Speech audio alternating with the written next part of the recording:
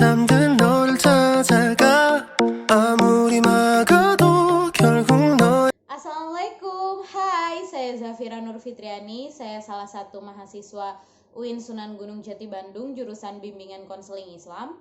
So, di sini saya akan sedikit membicarakan tentang Islam dan modernisasi. Sebagaimana yang diyakini oleh para pakar bahwa seluruh dunia tanpa terkecuali sedang mengalami the grand process of modernization. Menurut ajaran Islam, perubahan adalah bagian dari sunatullah dan merupakan salah satu sifat asasi manusia dan alam raya keseluruhan. Maka suatu kewajaran jika manusia, kelompok masyarakat, dan lingkungan hidup mengalami perubahan. Hal ini senada dengan yang dinyatakan oleh Scott Gardner tentang proses di mana segala sesuatu itu mengalami evolusi perpindahan atau perubahan. All must change to something new and to something strange. Berbicara tentang peranan agama dalam kehidupan modern biasanya dihubungkan dengan konotasi modernitas yang mengalami atau malah menderita ekses. Ekses itu adalah akibat dominasi ilmu dan teknologi yang menurut Asadi Siregar hanya mampu melahirkan teknorat-teknorat tanpa perasaan atau suatu pernyataan bersifat karikatural. Kepentingan serta urusan ilmu dan teknologi ialah suatu objektivitas. Ilmu dan teknologi disebut saja sebagai profan atau duniawi, dan keprofanan berada dalam posisi antagonis dengan kesakralan atau rasa kesucian tersebut tadi. Namun tidak bisa disangkal bahwa agama akan tetap berperan sebab manusia selalu concern tentang nasibnya.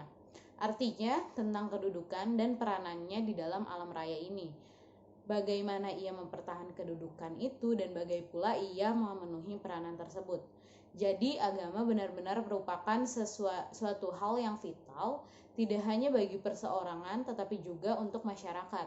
Maka agama sangat dituntut untuk memiliki 3 hal, yaitu ia harus merupakan suatu way of life yang dapat dirasakan secara mendalam oleh pribadi, apa yang hendak dilakukan oleh seseorang dalam kesendiriannya sebagai suatu way of life bersama yang didasarkan pada pendekatan spiritual dan emosional tertentu, kepercayaan-kepercayaan tertentu, pedoman-pedoman tertentu, dan dalam bidang nilai dan sikap-sikap tertentu dalam menghadapi nasib manusia.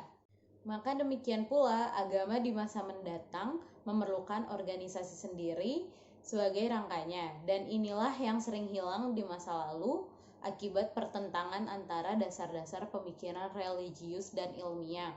Masyarakat agama dan kehidupan individu, orang-orang agama harus mempunyai suatu hubungan organis dengan masyarakat secara keseluruhan dalam hal yang berkenaan dengan pikiran, moral, dan perasaan.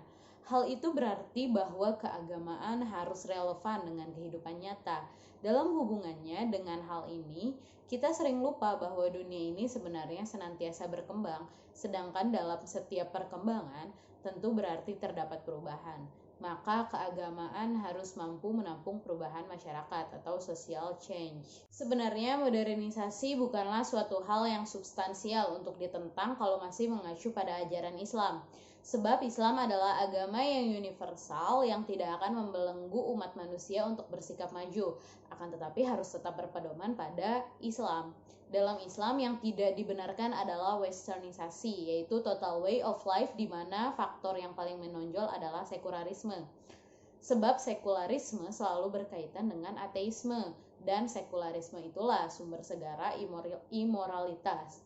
Inti dari modernisasi yang kemudian menjadi esensial dan sejalan dengan ajaran agama Islam adalah rasionalisasi, yakni usaha untuk menundukkan segala tingkah laku kepada kalkulasi dan pertimbangan akal. Rasionalisasi pada selanjutnya akan mendorong umat Islam untuk bisa bersikap kritis dan meninggalkan taklid yang dikecam dalam Islam. Dengan demikian, pada dasarnya modernisasi bukanlah sebuah esensi yang bertentangan dengan ajaran Islam.